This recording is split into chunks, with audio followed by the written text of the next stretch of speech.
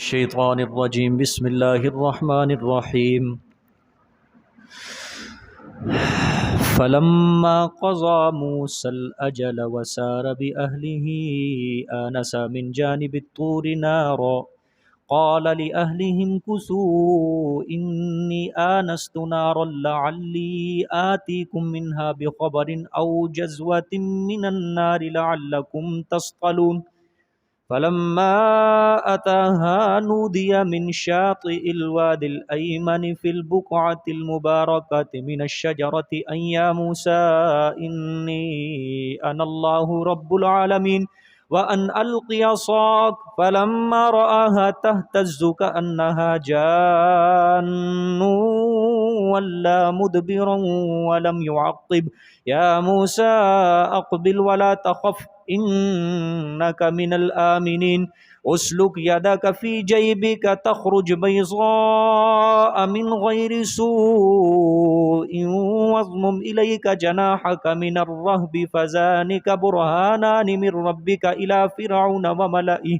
إنهم كانوا قوما فاسقين قال رب إني قتلت منهم نفسا فأخاف أن يقتلون وأخي هارون هو أفصح مني لسانا فأرسله معي ردا يصدقني إني أخاف أن يكذبون قال سنشد عضدك بأخيك ونجعل لكما سلطانا فلا يصلون إليكما بآياتنا أنتما ومن اتبعكما الغالبون فلما جاءهم موسى بآياتنا بينات قالوا ما هذا إلا سحر مفترى وما سمعنا بهذا في آبائنا الأولين وقال موسى ربي أعلم بمن جاء بالهدى من عنده ومن تكون له عاقبة الدار إنه لا يفلح الظالمون وقال فرعون يا أيها الملأ ما علمت لكم من إله غيري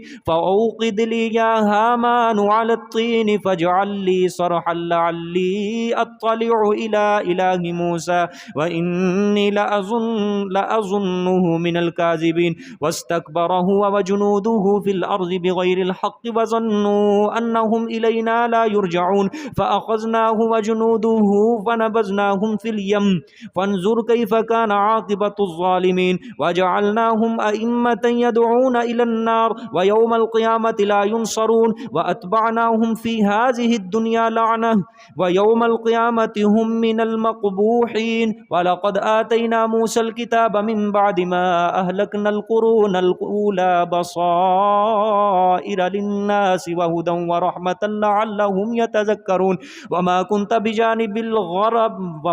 بجانب الغربي إذ قضينا إلى موسى الأمر وما كنت من الشاهدين ولكننا أنشأنا قرونا فتطاول عليهم العمر وما كنت ساويا في أهل مدين تتلو عليهم آياتنا ولكننا كنا مرسلين وما كنت بجانب الطور إذ نادينا ولكن رحمة من ربك لتنذر قوما ما أتاهم من نذير من قبلك لعلهم يتذكرون ولولا أن تصيبهم مصيبة بما قدمت أيديهم فيقولوا ربنا لولا أرسلت إلينا رسولا فنتبع آياتك ونكون من المؤمنين فلما جاءهم الحق من عندنا قالوا لولا أوتي مثل ما أوتي موسى أولم يكفروا بما أوتي موسى من قبل قالوا سحران تظاهرا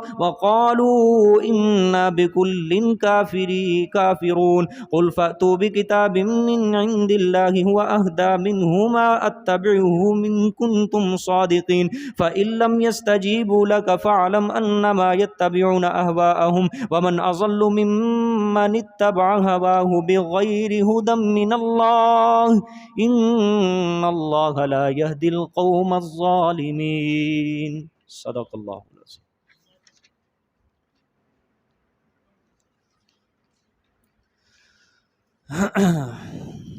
کل کے سبق میں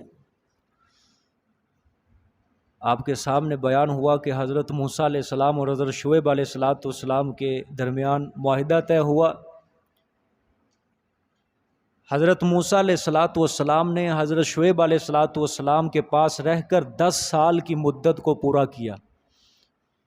کتنے سال؟ 10 سال مدت کو پورا کیا.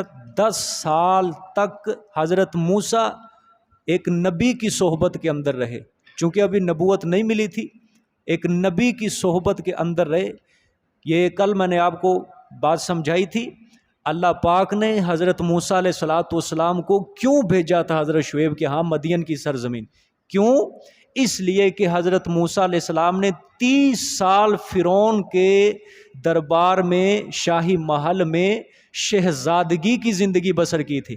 اگر اللہ حضرت موسیٰ کو اسی طرح نبوت دے دیتے تو ظاہری بات ہے فرعونیوں کی طرف سے بڑی مصیبتیں، تکلیفیں، ایذائیں ہونی تھی. بنی اسرائیلیوں نے بھی بڑا ستایا. تو یہ مصیبتیں جھیلنے کا حضرت کے اندر صبر کا دامن پیدا ہو سکے، اس لیے اللہ پاک نے بلا اجازت فرعون مصر سے حضرت موسیٰ علیہ السلام کو نکالا اور کہاں بھیج دیا؟ مدین. 10 سال وہاں پہ بکریاں چرائیں اور گھر کے کام کاج کیے اور نبی کی صحبت کے اندر رہے. حضرت شعیب علیہ الصلاۃ والسلام کی صحبت میں رہے. باطنی تربیت کی منزلیں طے کی حضرت موسیٰ علیہ السلام نے. کون سی؟ ایک ہے ظاہری تربیت، ایک ہے یہ دل اندر کا. باطنی تربیت کی حضرت موسیٰ علیہ السلام نے منزلیں طے کیں اور 40 سال کی عمر تک جب پہنچے تو حضرت شعیب علیہ الصلاۃ والسلام سے اجازت لے کر حضرت موسیٰ علیہ السلام واپس کس کا ارادہ کیا؟ مصر جانے کا، اپنے اہل و عیال سے ملنے کا کیا کیا؟ ارادہ کیا. سمجھ آ گئی ہے؟ اب اللہ پاک اسی واقعے کو بیان کر رہے ہیں کہ جب مدین سے واپسی 10 سال مدت پوری کر کے واپسی جانے لگے مصر. دیکھیں جی، فلما قضى موسى الاجل وسار باهله آنس من جانب الطور نارا. یہ پڑھی ہوئی باتیں ہیں ساری. یہ پس جب کہ پورا کیا موسیٰ علیہ السلام نے اجل مدت کو، ٹھیک، میعاد کو، 10 سال مدت کو پورا کیا. وسار باهله، اور چل پڑے اپنے اہل کو لے کر. ٹھیک ہے، ہاں. آنس من جانب الطور نارا، دیکھا جانب طور سے آگ کو. طور کی جانب سے کس کو دیکھا؟ آگ کو دیکھا، نارا آگ کو. قال لأہلہم کسوا، فرمایا حضرت نے اپنے اہل سے کہ ٹھہرو تم. انی آنست نارا، بے شک میں نے دیکھا ہے آگ کو. ٹھیک ہے، میں نے کس کو دیکھا ہے؟ آگ کو. لعلی آتیکم، تاکہ میں لے آؤں تمہارے پاس، منہا اس آگ سے، بخبرن، کوئی خبر، او جذوۃ من النار، یا چنگاری، یا چنگاری، من النار، آگ سے. کیوں؟ لعلکم تصطلون، تاکہ تم سینک حاصل کرو، گرمی حاصل کرو. سمجھ آئیے کہ نہیں؟ ہاں. حضرت چلے مدین سے، راستے کے اندر کیا آیا؟ کوہ طور آیا. ٹھیک ہے، وہاں پہ ایک درخت کے اوپر آگ جلی دیکھی. مفسرین فرماتے ہیں یہ آگ نہیں تھی بلکہ اللہ کے نور کی تجلی تھی. سمجھ آئی؟ اللہ کے نور کی کیا تھی؟ تجلی تھی، یہ آگ نہیں تھی. کیونکہ حضرت موسیٰ علیہ السلام کو کس چیز کی ضرورت تھی؟ آگ کی. اس لیے وہ نور کو کیا سمجھ بیٹھے؟ آگ سمجھ بیٹھے، وگرنہ حقیقت کے اندر وہ کیا تھی؟ اللہ کے نور کی تجلی تھی. سمجھ آئی ہے؟ تو 2 کام ہوئے. ایک تو سخت سردی کی رات تھی، حضرت کی بیوی جو تھی اس کو درد زہ شروع ہو چکا تھا، اور دوسری طرف حضرت موسیٰ علیہ السلام مصر کا رستہ بھول چکے تھے. ٹھیک ہے، رات کا وقت تھا. اس لیے حضرت نے فرمایا اپنے اہل سے یہیں پہ ٹھہرو، کیا پتا میں وہاں پہ کوئی خبر لے کے آؤں، مصر کا راستہ پوچھاؤں. ٹھیک ہے، مصر کا کیا پوچھاؤں؟ راستہ پوچھاؤں، یا کوئی چنگاری لے کے آؤں. حضرت کو نہیں پتا آنے والے مرحلے کے اندر اللہ کی طرف سے میرے اوپر کون سا انعام آنے والا ہے. حضرت موسیٰ نہیں جان رہے بالکل بھی ہیں. لینے آگ جا رہے ہیں اور اللہ نے پیغمبری عطا کر دی. سمجھ آئی ہے؟ لینے آگ جا رہے ہیں، اللہ نے پیغمبری عطا کر دی. حضرت موسیٰ کا ارادہ ہے کہ میں مصر کا رستہ بھول چکا ہوں تاکہ میں وہاں کوئی آدمی پاؤں، مجھے وہ بھولا ہوا رستہ واپس یاد دلا دے. اللہ نے فرمایا اے موسیٰ جا، ہم نے تجھے ایک ایسی چیز عطا کر دی ہے جو لوگ جہنم کا، جنت کا رستہ بھولے ہوئے ہیں، تو اب لوگوں کو وہ رستہ یاد دلائے گا. سمجھ آئیے کہ نہیں؟ اللہ نے وہ نبوت عطا کر دی.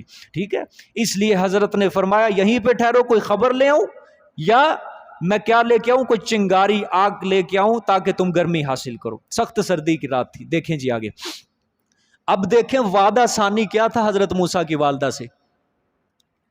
دوسرا وعدہ کیا تھا؟ پیغمبری کا۔ ایک وعدہ تو پورا وَجَعِلُوهُ مِنَ الْمُرْسَلِينَ کہ ہم اس کو کیا بنائیں گے؟ نبی بھی بنائیں گے۔ اب اس وعدے کا ایفا یعنی اس وعدے کو اللہ پورا کرنے والے ہیں حضرت سے۔ دیکھیں فَلَمَّا أَتَاهَا نُودِيَ مِنْ شَاطِئِ الْوَادِ الْأَيْمَنِ فِي الْبُقْعَةِ الْمُبَارَكَةِ مِنَ الشَّجَرَةِ أَن يَا مُوسَىٰ، سبحان اللہ، پس جب کہ آئے اس وادی کو کون؟ موسیٰ علیہ السلام، نودی من شاطئ الوادی الایمن، تو بلائے گئے کنارے میدان سے جو دایاں تھا۔ نودیا بلائے گئے، آواز دی گئی حضرت موسیٰ کو، من شاطئ الوادی الایمن، کنارے وادی دائیں جانب سے، ٹھیک ہے، فی البقعۃ المبارکۃ، بیچ ٹکڑے برکت کیے ہوئے کے، من الشجرۃ، درخت سے۔ سمجھ آئیے، بیچ ٹکڑے برکت والا تھا نا، وہ ٹکڑا جو تھا، وہ درخت کے قریب جو ٹکڑا تھا وہ کیا تھا؟ برکت والا تھا۔ وہاں پہ حضرت اللہ تعالیٰ کے نور کی تجلی برس رہی تھی، ٹھیک ہے۔ اللہ پاک نے فرمایا وہاں سے آواز آئی، این یا موسیٰ، یہ کہ اے موسیٰ، انی انا اللہ، بے شک میں اللہ ہوں، رب العالمین، جو پروردگار ہے تمام جہانوں کا۔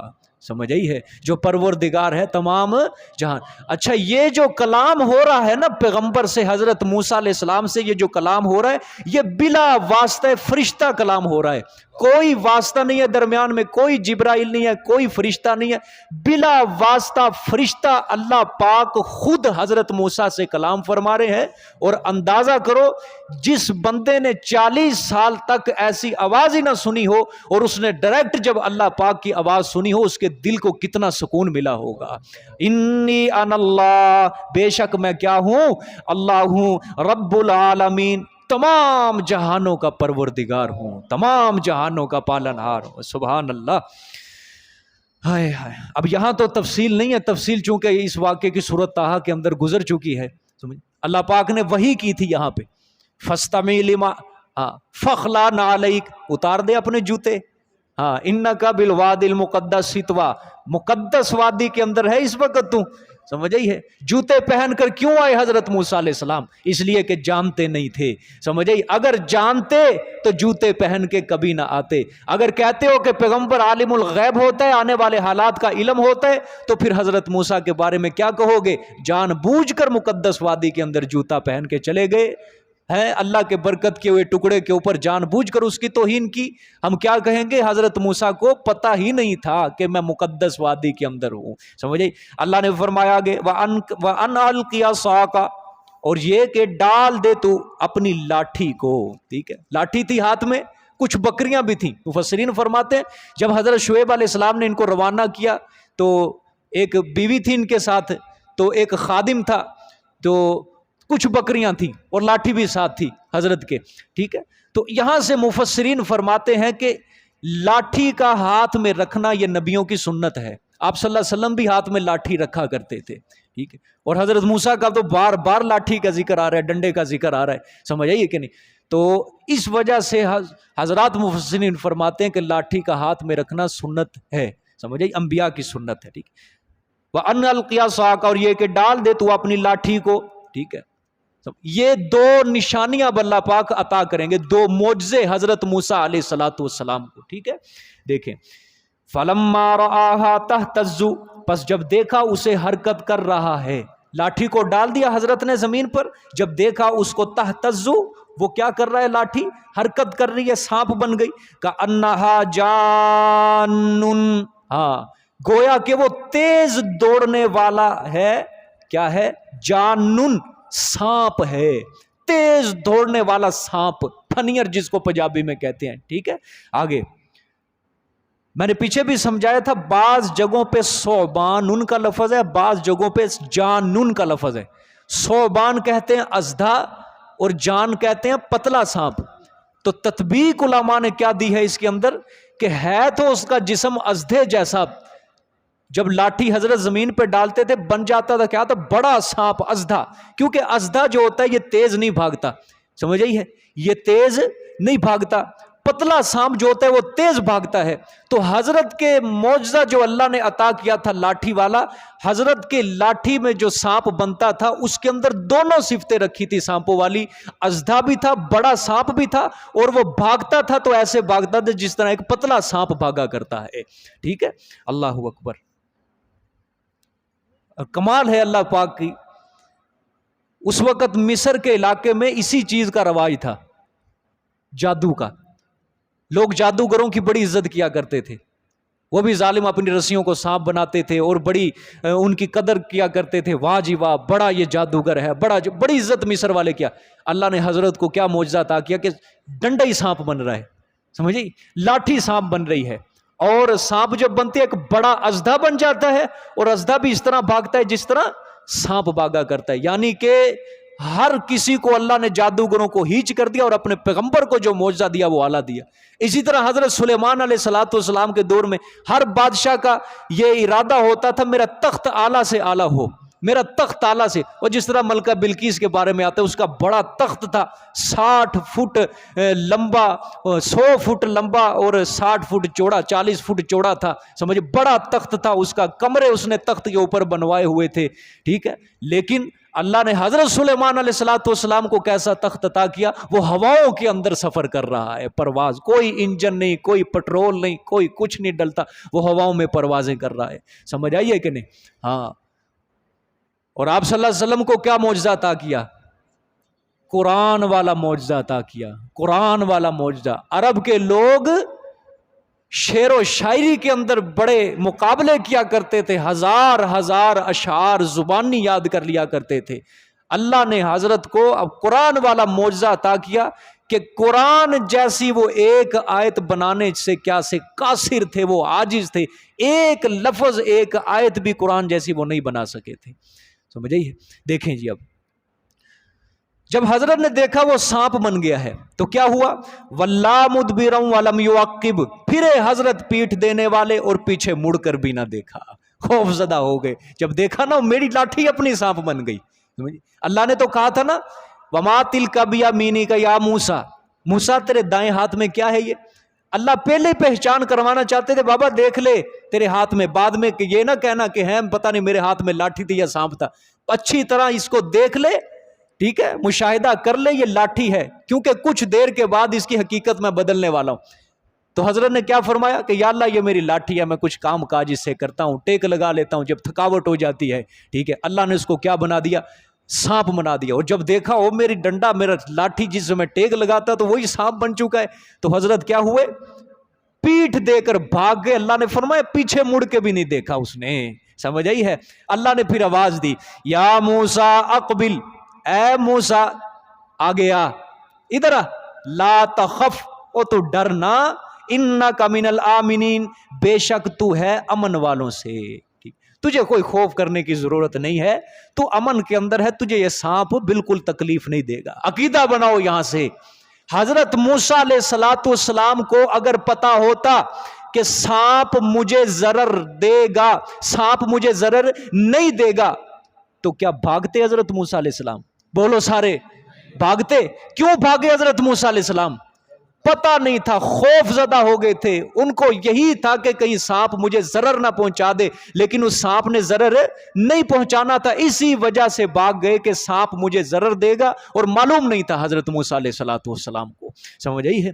اللہ اکبر۔ آگے دیکھیں جی، پہلا معجزہ ہو گیا، دوسرا معجزہ اسلک یدک فی جیبک تخرج بیضاء من غیر سوء واضمم الیک جناحک من الرہب، اسلک داخل کر تو ہاتھ اپنا بیچ، فی جیبی کا بیچ گریبان کے، اپنی قمیض کے، ٹھیک ہے، تخرج بیضاء نکلے گا یہ روشن سفید ہو کر، من غیر سوء بغیر کسی بیماری کے، ٹھیک ہے، اپنے دایاں ہاتھ اپنی بائیں بغل میں داخل کر اپنے گریبان میں، تو یہ نکلے گا بغیر کسی عیب، بغیر کسی بیماری کے، یعنی جب روشن ہوگا نا یہ کوئی بیماری نہیں ہوگی، کوئی عیب نہیں ہوگا، بلکہ یہ ہماری قدرت کی نشانی ہوگی، سمجھ آئی ہے؟ ہاں، لیکن وَضْمُمْ إِلَيْكَ جَنَاحَكَ مِنَ الرَّهْبِ، آگے فرمایا کہ اور ملا تو طرف اپنی بغل کے، وزمم ملا تو طرف اپنی جناح کا، اپنی بغل کے، من الرہبی بوجہ خوف کے۔ اللہ نے فرمایا جب تو نکالے گا نا اپنا ہاتھ تو یہ ہو جائے گا روشن، جب تجھے خوف ہوگا نا، خوف، تو ڈرے گا، تو پھر کیا کرنا، دوبارہ اپنے گریبان میں ہاتھ ڈالنا، تو پھر یہ بدستور تیرا ہاتھ جو ہوا پہلی حالت کے اندر آ جائے گا۔ بات سمجھ میں آئی ہے کہ نہیں؟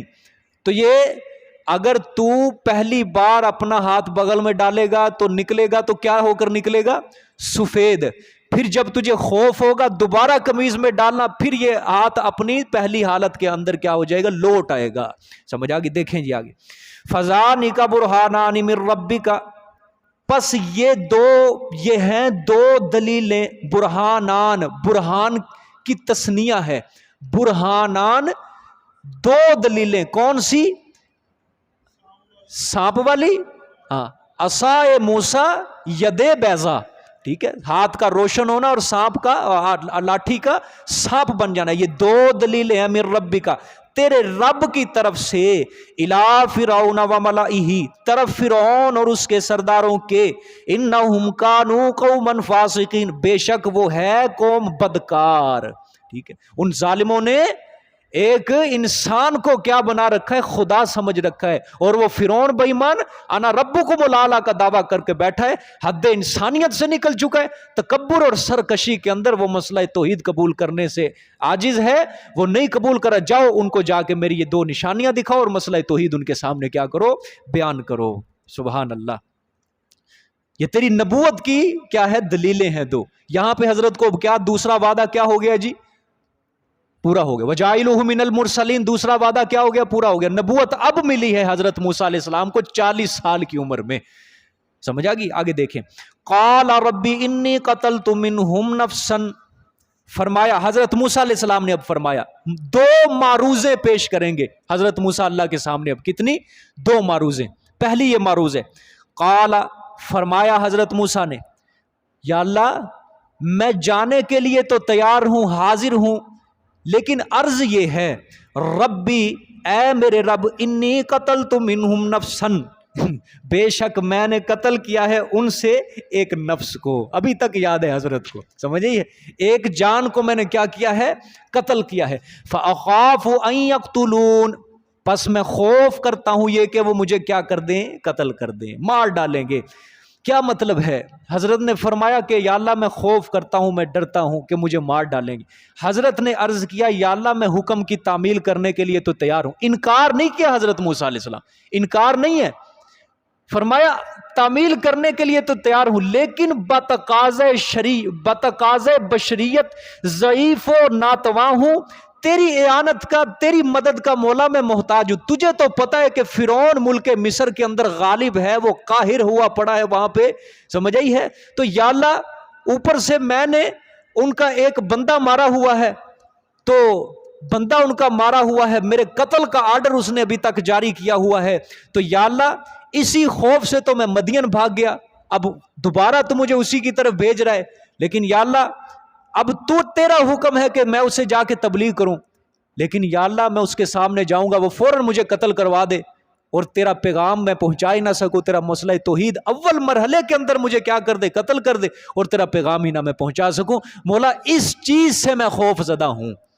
ٹھیک ہے، کہ میں تیرا پیغام ہی نہ پہنچا سکوں۔ ٹھیک ہے، آگے دیکھیں، پہلی معروض ہے نا یہ، اب دوسری معروض، وَأَخِي هَارُونَ هُوَ أَفْصَحُ مِنِّي لِسَانًا، اور میرا بھائی ہارون وہ زیادہ فصیح ہے مجھ سے، لسانً ازرو زبان کے، ٹھیک ہے، فَأَرْسِلْهُ مَعِيَ رِدًا، پس بھیج تو اس کو میرا مددگار، ٹھیک ہے، پس بھیج تو اس کو میرے ساتھ مددگار، یصدقنی، تصدیق کرے وہ میری، انی اخاف ان یکذبون، بے شک میں خوف کرتا ہوں یہ کہ وہ مجھے جھٹلا دیں، کیا کر دیں؟ جھٹلا دیں۔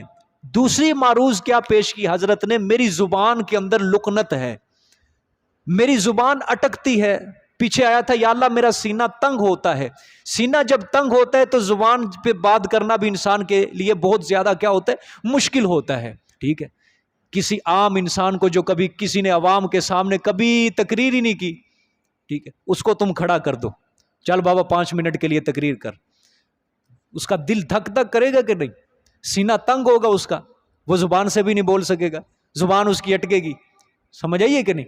ہاں، تو اس وجہ سے حضرت نے فرمایا یا اللہ میری زبان اٹکتی ہے، سینہ تنگ ہوتا ہے، شاید میں پیغام رسالت میں بات کو پورا نہ کر سکوں، اور میرا بھائی ہارون جو مجھ سے بڑا ہے وہ جو ہے ذرا اس کی زبان بڑی چلتی ہے، وہ زبان کے اندر زیادہ فصیح ہے، بڑی صاف ستھری زبان والا ہے، اس کو میرا مددگار کر دے، یعنی اس کو بھی نبوت دے دے، اس کو بھی کیا دے دے؟ نبوت سے نواز دے، سمجھ آ گئی ہے؟ حضرت نے یہ دعا کی، یعنی وہ فصیح اللسان ہے، اس کو میرا مددگار بنا دے، تو مجھے ڈر کیا ہے کہ کہیں میری زبان کے اندر لکنت ہوگی اور وہ مجھے جھٹلا دیں، او جا بابا تجھے تو بولنا ہی نہیں آ رہا، تو کیسے اللہ کا نبی آ گیا، تو کون سا پیغام لے کر آئے؟ تو حضرت نے فرمایا مجھے خوف ہے۔ ٹھیک ہے، 2 معروضیں سمجھ میں آ گئی ہیں، اب اللہ دونوں معروضوں کو قبول فرمائیں گے، حضرت کی دونوں دعاؤں کو آگے دیکھیں۔ قال سنشد عضدک باخیک، فرمایا اللہ نے ابھی مضبوط کرتے ہیں ہم، ابھی سنشد، ابھی مضبوط کرتے ہیں ہم، عضدک تیرے بازو کو، باخیک ساتھ تیرے بھائی کے ذریعے، تیرے بھائی کے ذریعے ہم ابھی مضبوط کرتے ہیں، ابھی، سمجھ آئیے؟ اللہ اکبر۔ یہ کس معروض کو اللہ نے قبول کیا؟ پہلی یا دوسری؟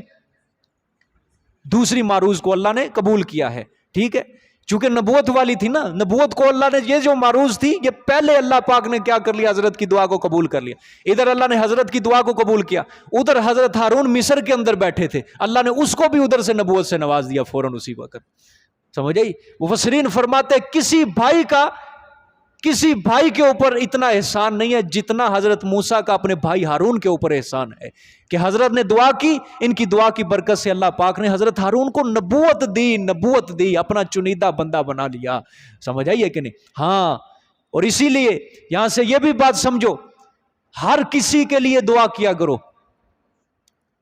ہر کسی کے لیے دعا کیا کرو، سمجھ آئیے؟ ماں باپ ہیں، بہن بھائی ہیں، دوست ہے، سمجھے، کوئی غریب ہے، بیوہ ہے، یتیم ہے، دعا کیا کرو ہر کسی کے لیے۔ ہم صرف اپنے ذات کے لیے دعائیں کرتے ہیں، مجھے یہ دے، مجھے یہ کر دے، مجھے فلاں کر دے، مجھے فلانی چیز عطا کر دے، ٹھیک ہے؟ ہم کسی کو مصیبت میں جب پھنسا ہوا دیکھتے ہیں اس کے لیے ہم دعا نہیں کرتے، بلکہ بعض تو ایسے بے ایمان ہوتے ہیں، وہ کہتے ہیں اور بڑھا اس کی مصیبت کو یا اللہ، اور بڑھا، پھنسا اس کو، اور پھنسا، جس کو حسد کی بیماری ہوتی ہے۔ اور بابا یہ حسد نہ کرو، دعا کیا کرو ہر کسی کے لیے، کیا پتا کسی کی قسمت تمہاری دعاؤں کا انتظار کر رہی ہو، کسی کی قسمت تمہاری دعاؤں کا کیا کر رہی ہے؟ انتظار کر رہی ہے، ادھر سے تم دعا کرو، ادھر سے اس کی قسمت کیا ہو جائے؟ کھل جائے اس کی قسمت، سمجھ آئیے کہ نہیں؟ ہاں، ہائے ہائے، آگے دیکھیں جی، پہلی معروض کو اللہ نے قبول کر لیا، اب دوسری معروض، وَنَجْعَلُ لَكُمَا سُلْطَانًا فَلَا يَصِلُونَ إِلَيْكُمَا، اب اللہ نے فرمایا اور کریں گے ہم تمہارے لیے، ہاں، اور کریں گے لَكُمَا، اب یہاں پہ تثنیہ ہے، تم دونوں کے واسطے، موسیٰ اور ہارون کے واسطے، سلطانن ہیبت، کیا کریں گے؟ آپ کے نسخے میں کہ غلبہ ہیبت دونوں ایک ہی ہے، غلبہ ہیبت، روب، جلال، دبدبا کریں گے، فلا یصلون الیکما، اس ہیبت کا فائدہ کیا ہوگا؟ پس نہیں پہنچیں گے وہ طرف تمہارے، سمجھے، نہیں پہنچیں گے طرف تمہارے، قتل کرنا تو دور کی بات، ہاتھ بھی نہیں برائی سے تمہاری طرف پہنچا سکیں گے، بِآیاتنا، اب دیکھو ساتھ ہماری آیات کے، کیا مطلب ہے اس کا؟ ترجمہ ہی نہیں بنتا، مفسرین فرماتے ہیں بِآیاتنا سے پہلے اذهبا، تم دونوں جاؤ، بِآیاتنا ساتھ ہماری آیات کے، ٹھیک ہے، انتما تم دونوں، وَمَنِ اتَّبَعَكُمُ الْغَالِبُونَ، اور جو بھی تم دونوں کی اتباع کرے گا، الغالبون، غالب ہوں گے، تم اور جو بھی تمہاری اتباع کرنے والا ہوگا وہ کیا ہوں گے؟ غالب ہوں گے، قتل کرنا تو دور کی بات، وہ تمہارے طرف ہاتھ بھی نہیں اٹھا سکیں گے، پھیلا بھی نہیں سکیں گے، ہم تمہاری حفاظت کریں گے۔ اور پیچھے سورت کے اندر کیا آیا؟ سورت طٰہٰ میں اللہ نے فرمایا جاؤ ذرا گفتگو تو کرو، اسمعوا و ارا، میں سنوں گا بھی تمہاری گفتگو کو، میں دیکھ بھی رہا ہوں گا تمہاری گفتگو کو، بات سمجھ میں آئی ہے؟ ہاں، فلما جاءهم موسى بآياتنا بينات قالوا ما هذا إلا سحر مفترى وما سمعنا بهذا في آبائنا الأولين. پس جب آئے ان کے پاس موسیٰ علیہ السلام ساتھ ہماری آیات کے واضحہ بینات واضح آیات کے، قالوا ما هذا الا سحر مفترن، کہا انہوں نے نہیں ہے یہ مگر جادو. کیا ہے؟ جادو. مفترن گھڑ لیا گیا ہے، یہ اپنی طرف سے کیا ہے؟ گھڑ لیا گیا ہے. وما سمعنا بہذا، اور نہیں ہم نے سنا اس کو ساتھ اس کے، بہذا ساتھ اس کے، فی آبائنا الاولین اپنے پہلے باپ دادوں میں. کس کو نہیں سنا؟ یہ جو تم مسئلہ بیان کر رہا ہے نا، مسئلہ توحید، اللہ معبود ہے، اللہ کی عبادت کرو، ہم نے تو اپنے باپ دادوں میں یہ مسئلہ پہلے نہیں سنا. اور یہ جو تو نے دو نشانیاں دکھائی ہے نا، یہ اپنے معجزے کہہ رہا ہے تو، یہ معجزے نہیں ہے، یہ تو جھوٹ بول رہے اللہ کے اوپر، اپنی طرف سے گھڑ کے لے کے آگے ہو تم. سمجھ آئیے؟ یہاں پہ تو اللہ نے بیان نہیں کہ پچھلی صورتوں کے اندر ہے حضرت موسیٰ نے جا کے دونوں معجزہ دیا. فرعون نے سوال کیا تھا نا، اچھا اللہ کا نبی ہے، لا کوئی نشانیاں پیش کر تو. پھر حضرت نے یہ نشانیاں، تو اس بے ایمان نے یہ حضرت موسیٰ علیہ السلام کے باتوں کو یہ ورغلانے کے لیے، اپنی عزت بچانے کے لیے کیا کہہ دیا انہوں نے کہ یہ تو جادو ہے سراسر. ٹھیک، آگے دیکھو جی، حضرت نے جواب دیا آگے، وقال موسیٰ ربی اعلم بمن جاء بالہدی من عنده ومن تکون له عاقبۃ الدار. اور کہا موسیٰ علیہ السلام نے میرا رب خوب جانتا ہے ان کو جو آئے ساتھ ہدایت نامے کے اس کی طرف سے، اللہ کی طرف سے جو ہدایت نامہ لے کر آئے میرا رب اس کو خوب جانتا ہے. ومن تکون له عاقبۃ الدار، اور جو ہوں گے واسطے اس کے اچھے نتیجے دار دنیا کے. حضرت نے کیا فرمایا کہ میرا رب جو ہے نا وہ خوب جانتا ہے کہ جو اس کی طرف سے ہدایت نامہ لے کر آیا، دین حق لے کر آیا، اللہ خوب جانتا ہے. اور اس انسان کو بھی اللہ خوب جانتا ہے کہ دنیا اور آخرت کے اعتبار سے اچھا نتیجہ کس کا ہوگا، میرا ہوگا یا بے ایمانہ تیرا ہوگا. اللہ جانتا ہے کہ دنیا میں اور آخرت میں نتیجے کے اعتبار سے ہم دونوں میں اچھا کون ہوگا. مگر خوب یاد رکھ لے تو بات، اِنَّهُ لَا يُفْلِحُ الظَّالِمُونَ، بے شک وہ نہیں کامیاب ہوتا ظلم کرنے، بے شک نہیں کامیاب ہوں گے ظلم کرنے والے. سمجھ آ گئی ہے؟ ظلم کرنے والے وہ کامیاب نہیں ہوں گے. یاد کر لے کہ ظلم کرنے والے کامیاب نہیں ہوں گے. جو بھی اللہ کی آیتوں کو جھٹلائے گا، اللہ کی قدرت کا انکار کرے گا، وہ ذلیل و خوار ہوگا. مطلب یہ ہے کہ اللہ کو معلوم ہے میں حق پر ہوں اور تو باطل کے اوپر ہے. انجام خراب کس کا ہوگا تو خود ہی سوچ لے. مجھے پتا ہے انجام بے ایمان تیرے ہی خراب ہوگا، تو ہی غرق ہوگا، تو ہی عذاب میں مبتلا ہوگا. اچھا جی، اب فرعون نے اناد دیکھو کیا، تلبیس فرعونی، حضرت کی بات کو گڑ بڑ کیا، جواب تو نہیں دیا. اب دیکھو اناد اس کا کیسا ہے. وقال فرعون، اور کہا فرعون نے، یا ایھا الملأ، اے درباریو، اے سردارو، ما علمت لکم، نہیں میں جانتا، لکم واسطے تمہارے، من الہ غیری، اپنے سوا کوئی دوسرا الہ، اور میرے سوا کوئی زمین کے اوپر الہ ہے مجھے کوئی نہیں پتا، میں نہیں جانتا تمہارے لیے میرے سوا کوئی اور الہ بھی ہوگا. یہ کہہ رہا ہے کہ اللہ الہ ہے، اللہ الہ ہے، اللہ رب العالمین ہے، میرے سوا کوئی زمین کے اوپر الہ نہیں ہے.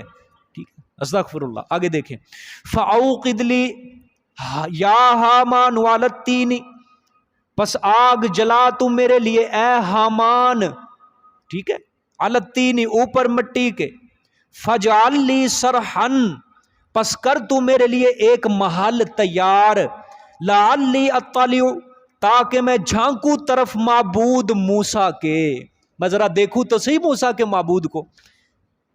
استغفر اللہ. وَإِنِّي لَأَظُنُّهُ مِنَ الْكَاذِبِينَ، اور بے شک البتہ میں گمان کرتا ہوں اس موسیٰ کو جھوٹ بولنے والوں سے، کہ اس دعویٰ میں اس کو جھوٹا تسلیم کرتا ہوں کہ میرے سوا بھی کوئی اور الہ ہے. ٹھیک ہے، فرعون نے لوگوں کو مغالطہ دینے کا، حضرت نے فرمایا نا اللہ جانتا ہے، خوب جانتا ہے کون حق پر ہے اور کون باطل کے اوپر ہے، اللہ میرا جانتا. اس نے حضرت موسیٰ لوگوں کو مغالطہ دینے کے لیے اور حضرت موسیٰ علیہ السلام کا کذب ظاہر کرنے کے لیے اور حضرت موسیٰ علیہ السلام کی باتوں کو ہنسی مذاق بنانے کے لیے اب اس نے کیا کہا کہ اے حامان، میرے لیے ذرا گارے کے اوپر آگ جلا یعنی پکی اینٹیں تیار کر. یہ فرعون کا کوئی ٹھیکیدار تھا, انجینئر تھا, سمجھ رہی ہے. تو اس نے اس کو کہا, کوئی وزیر تھا, اس کو کہا, اس کا حامان نام تھا, اس کو کہا کہ میرے لیے ذرا محل تیار کر, گارے پر آگ جلا, پکی اینٹیں تیار کر, میرے لیے ایک بڑا محل تیار کر. اور مقصد کیا تھا کہ میں ذرا وہ اس اونچی عمارت کے اوپر چڑھ کے دیکھوں, آسمان میں جھانک کے دیکھوں کہ موسیٰ جس رب کا کہتا ہے نا میرا رب ہے میرا رب ہے, چلو زمین کے اوپر تو اس کا رب نہیں ہے, کیونکہ زمین کے اوپر معبود میں ہوں, میرے سوا ہے نہیں. ذرا میں عمارت کے اوپر, چلو زمین کے اوپر تو نظر نہیں آیا, عمارت کے اوپر چڑھوں گا, شاید آسمان میں مجھے نظر آ جائے موسیٰ کا الہ, ٹھیک ہے, کہ اس کا معبود کہاں ہے. سمجھ آئی ہے؟ اللہ اکبر. ذرا میں اس کی بھی تحقیق کر لوں تاکہ موسیٰ کی بات کا جواب بن سکے. استغفر اللہ. اللہ. اور پھر کیا کہا, وہ بولا کہ تحقیق میں موسیٰ کو کیا گمان کرتا ہوں, جھوٹ بولنے والوں سے. غرض یہ کہ مفسرین, قرآن نے تو اتنا ہی واقعہ بیان کیا ہے, مفسرین فرماتے ہیں اس حامان جو وزیر تھا, اس نے ایک محل تیار کروایا, عمارت کھڑی کی, بلڈنگ, او بڑی اونچی لمبی بلڈنگ اس نے کھڑی کر دی. جب بلڈنگ کھڑی کی گئی تو فرعون اس کی چھت پر چڑھا اس خیال سے کہ آسمان کے نزدیک میں پہنچ جاؤں گا, ٹھیک, آسمان کے نزدیک پہنچ جاؤں گا. تو جب اس نے دیکھا چھت پہ چڑھا کہ آسمان تو اتنا ہی دور ہے جتنا زمین سے دور تھا, ہمیں تو لگتا ہے یہ قریب ہے, اور جب وہ عمارت کے اوپر چڑھا اس نے دیکھا یہ تو بہت دور ہے, ٹھیک, شرمندہ ہو گیا کہ میں چڑھ ہی نہیں سکا, عاجز آ گیا نا, عاجز آ گیا. ارے سورج کا فاصلہ زمین سے 9 کروڑ کلومیٹر ہے. کتنا؟ 9 کروڑ کلومیٹر سورج کا فاصلہ زمین سے ہے, سمجھئے. اور سردیوں میں کتنا فاصلہ ہو جاتا ہے؟ 15 کروڑ 20 لاکھ کلومیٹر سردیوں میں فاصلہ ہو جاتا ہے زمین سے. تو سورج کے اوپر کون پہنچ سکتا ہے, سمجھئے. اور آسمان سے بہت دور ہے, آج تک کوئی اس طرح پہنچ نہیں سکا آسمان تک, ٹھیک ہے. تو جب یہ چڑھا اس نے دیکھا آسمان تو پھر دور ہے, شرمندہ ہوا. اپنی شرمندگی کو ختم کرنے کے لیے اس نے اپنے حواریوں سے کہا تیر پھینکو آسمان کی طرف. اور جب تیر پھینکا گیا, اللہ کی حکمت کے تیر جب واپس آیا تو خون آلود ہوا. اس نے تیر کو دیکھ کے کہا کہ میں نے موسیٰ کے خدا کو قتل کر دیا ہے, مار دیا ہے, الیاذ باللہ. اللہ کا غضب ٹپکا اسی وقت عمارت 3 حصے ٹکڑے ہو گئے, اور مفسرین فرماتے ہیں وہ تینوں ٹکڑے بڑی بڑی دور جا کے گرے تھے. کئی لوگ تباہ ہو گئے, لیکن یہ بے ایمان پھر بچ گیا تھا, کیونکہ اس کے عذاب ہلاکت کا وعدہ اللہ نے کہاں رکھا تھا, وہ غرق کرنا تھا اس کو اللہ نے دریا کے اندر, سمجھ ہی ہے. تو کئی لوگ تباہ ہو گئے. تو فرعون یہ بات دیکھ کر فرعون پھر نا امید ہوا. اس کو پھر پتا چلا یہ واقعتاً اللہ کا سچا پیغمبر ہی ہے, لیکن پھر بھی اپنی ظاہر داری اور بھرم بندی رکھنے کے لیے, لوگوں کو دھوکہ دینے کے لیے ضد اور اناد کے اوپر چکنی چپڑی باتیں کرتا رہا. اللہ اکبر. اس بے ایمان کو یہاں سے بھی اس نے ہدایت حاصل نہیں کی کہ محل میں نے تیار کیا, میں پھر بھی نہیں چڑھ سکا آسمان پہ. اور وہ عمارت جو کتنے مہینوں سالوں میں تیار کی گئی, ایک لمحے کے اندر وہ کیا ہوگی, ختم ہوگی. پھر بھی ضد اور اناد کی وجہ سے حضرت موسیٰ کو اللہ کا پیغمبر تسلیم نہیں کیا اس بے ایمان نے. لیکن جو محل حضرت سلیمان نے ملکہ بلقیس کے لیے بنایا تھا, ملکہ بلقیس جب داخل ہونے لگی اس نے کیا سمجھا, پانی ہے, لیکن وہ ہے کیا تھا, شیشہ تھا. حضرت سلیمان نے جب کہا کہ یہ پانی جس کو تو سمجھ رہی ہے پانی نہیں ہے بلکہ شیشہ ہے, لیکن ملکہ بلقیس نے کیا کہا کہ میں اپنے رب کے اوپر ایمان لاتی ہوں, سمجھے, میں ساتھ تیرے رب العالمین کے اوپر. وہ محل ملکہ بلقیس کے لیے کیا بن گیا, اس کی ہدایت کا سبب بن گیا, اور اس بے ایمان کے لیے وہ ہدایت کا سبب. ہدایت رکھی کس کے ہاتھ میں, اللہ کے ہاتھ میں, یہ کوئی نہیں دے سکتا. کون کس مقام پہ کس جگہ پہ کوئی بات کون سی بات کس کے لیے ہدایت کا ذریعہ بن جائے, یہ اللہ ہی جانتا ہے. یہ وقتی مقرر ہے اللہ کی طرف سے کس کو کب ہدایت ملتی ہے. کون سی بات سے کس کی زبان سے کس بندے کو ہدایت ملتی ہے, کون اللہ کی طرف آتا ہے, یہ اللہ کو معلوم ہے, یہ بندے کو معلوم نہیں ہے. ٹھیک ہے. اللہ آگے دیکھیں جی. وَاسْتَكْبَرَ هُوَ وَجُنُودُهُ فِي الْأَرْضِ بِغَيْرِ الْحَقِّ. اللہ نے فرمایا اور تکبر کیا انہوں نے, اس نے تکبر کیا اور اس کے لشکروں نے, فی الارض زمین میں, بغیر الحق کی ناحق طور پر، وظنوا اور گمان کر لیا انہوں نے، انہم الینا لا یرجعون بے شک وہ طرف ہمارے نہیں لوٹائے جائیں گے، قیامت کا انکار کر دیا نا کہ ہماری طرف لوٹ کر نہیں، یہ گمان کر لیا، ٹھیک ہے۔ فَأَخَذْنَاهُ وَجُنُودَهُ فَنَبَذْنَاهُمْ فِي الْيَمِّ پس پکڑا ہم نے ان کو اور ان کے لشکروں کو، فَنَبَذْنَاهُمْ پس پھینک دیا ہم نے ان کو، فِي الْيَمِّ دریا میں۔ اللہ نے یہ نہیں فرمایا ڈال دیا، پھینکا، اللہ نے فرمایا دھکیل دیا ہم نے۔ فَانظُرْ كَيْفَ كَانَ عَاقِبَةُ الظَّالِمِينَ پس دیکھ تو کیسا تھا انجام ظلم کرنے والوں کا۔ دیکھو تو صحیح، ہماری توحید کو نہیں نہ قبول کیا بے ایمانوں نے، میرے پیغمبر کے آگے سرکشی کی، تکبر کیا، مسئلہ دیکھ لو پھر جنہوں نے توحید قبول نہیں کی ہم نے کیسا انجام کر دیا ان کا۔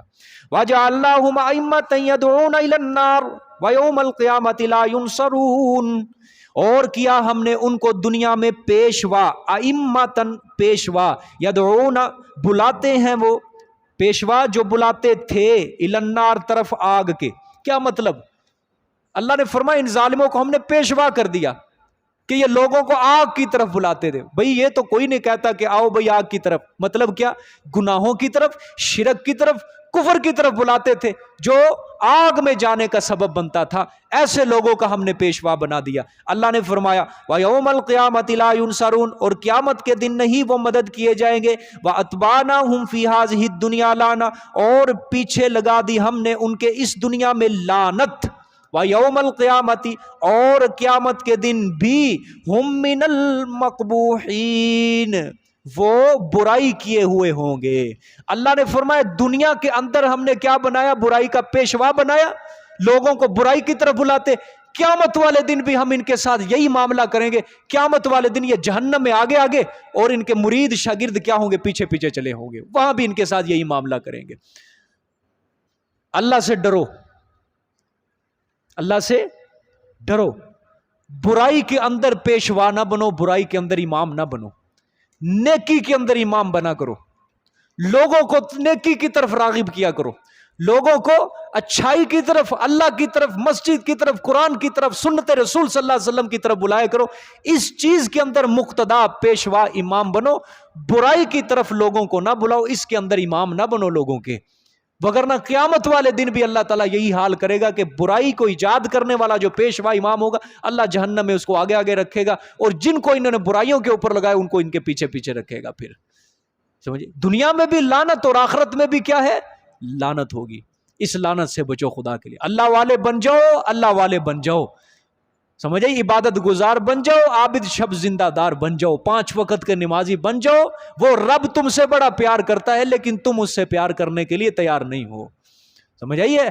وہ رب ہم سے بڑا پیار کرتا ہے، یاد رکھو، بڑا پیار کرتا ہے۔ وہ تو کہتا ہے گناہوں کی گٹھری اٹھا کر لے کے آ میرے سامنے، زمین سے لے کر آسمان تک کا جتنا خلائے گناہوں کا بھر کے لے کے آ میرے، ایک آنسو بس بہا دے، ایک آنسو بہا دے، میں ایک لمحہ ضائع کیے بغیر تیرے گناہوں کو میں بخش دوں گا، تجھے معاف کر دوں گا۔ بے وہ بلا رہا ہے تمہیں اپنی طرف لیکن تم نہیں، اس کی رحمت تمہارے پیچھے پیچھے ہے، تم آگے آگے بھاگ رہے ہو، تم نہیں اس کے رحمت کے در۔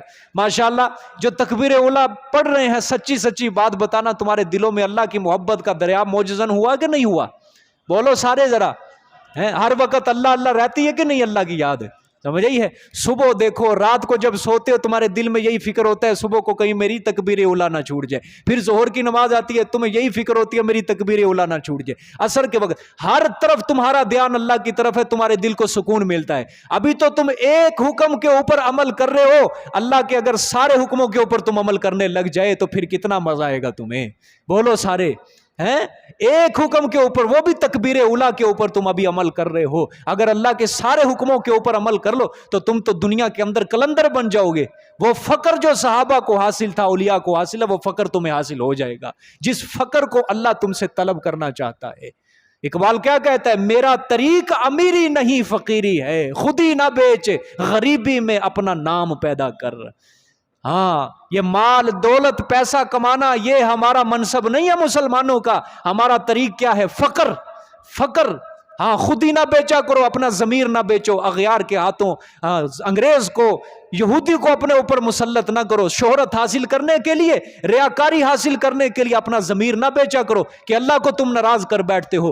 غریبی میں بھی نام پیدا کیا جا سکتا ہے۔ بلال او حبشے سے چلا، منڈیوں میں بکا، غلاموں کی زندگی بسر کی، مکے کے اندر آیا، مکے کے اندر میرے پیغمبر صلی اللہ علیہ وسلم کے جب دامن کے اندر آیا، ان کی آغوش کے اندر آیا، تپتے صحراؤں کے اوپر اس کو لٹایا گیا، ریت کے بڑے بڑے پتھر اس کے اوپر رکھے جاتے تھے، لیکن بلال پھر بھی اللہ اکبر کی صدائے بلند کرتا تھا۔ بلال کی جیب میں کوئی سکہ نہیں تھا، کوئی آنا نہیں تھا، کوئی امیر نہیں تھا، کوئی مال نہیں، کوئی دولت نہیں، کوئی پیسہ نہیں، اس نے غریبی کے اندر بھی اپنا نام پیدا کر لیا۔ اللہ اکبر چلتا مکے کی گلیوں کے اندر ہے، اور اس کے قدموں کی آہٹ کو اللہ نے جنت کے اندر پہنچا کے رکھ دیا۔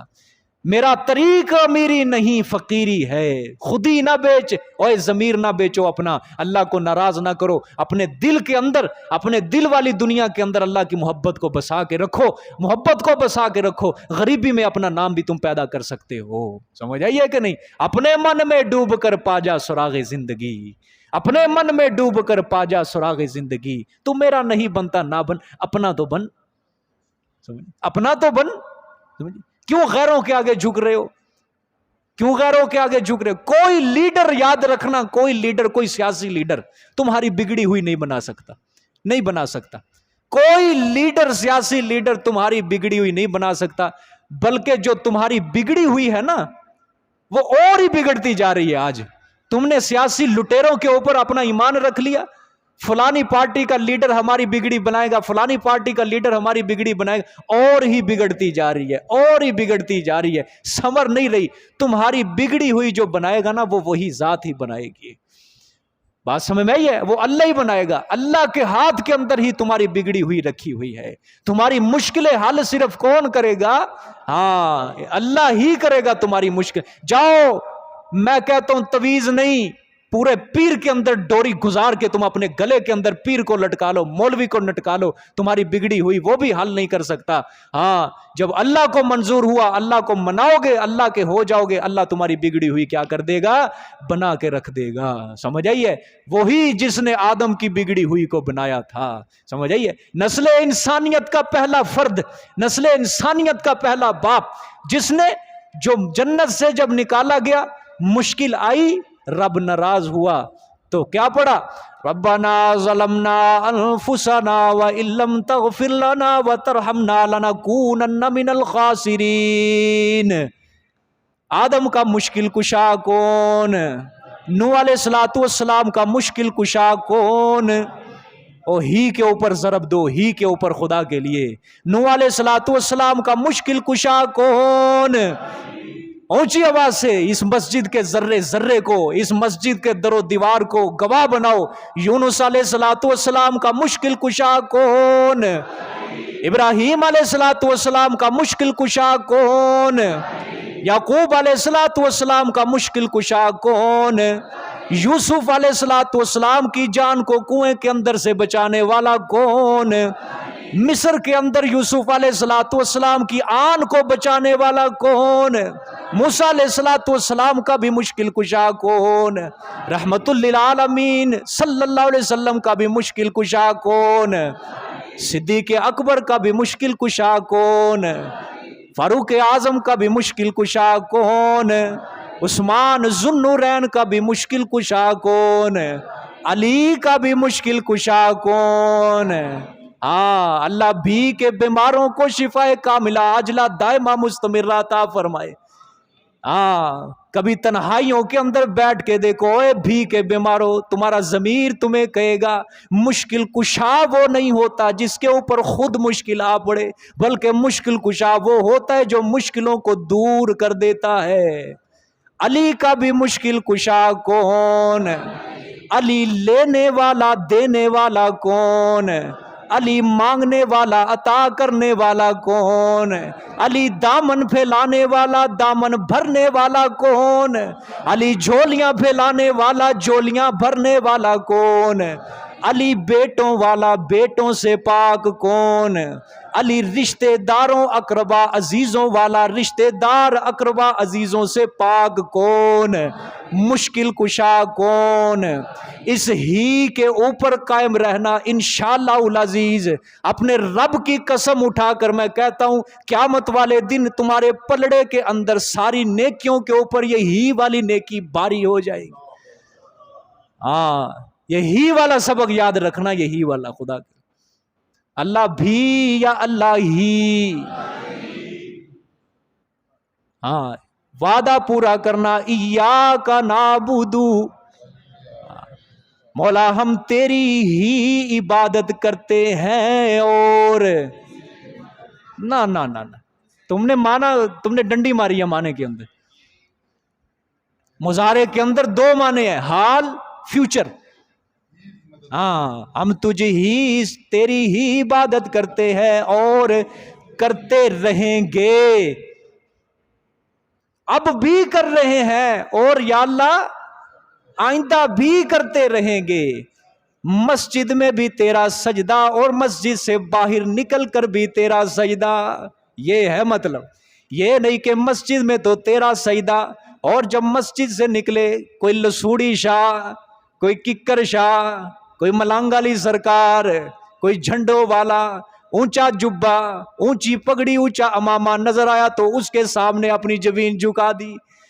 ہاں ایاک نعبد، ربا ہم تیری ہی عبادت کرتے ہیں اور کرتے رہیں گے، وَإِيَّاكَ نَسْتَعِينُ، اور تجھ ہی سے مدد مانگتے ہیں اور مانگتے رہیں گے۔